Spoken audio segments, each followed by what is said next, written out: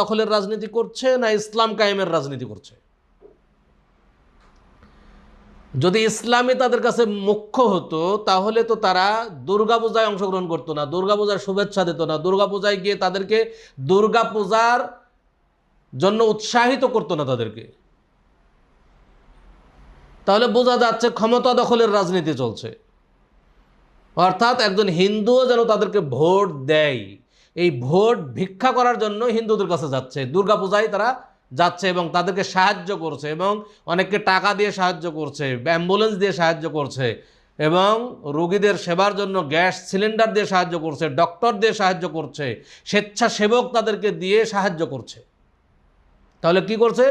তাদেরকে উৎসাহিত করা হচ্ছে। একজন মুসলিম যদি ইসলামী কায়েম করতে চায় তাহলে কি কখনোই এ ধরনের দুর্গাপূজাকে সমর্থন করতে পারে?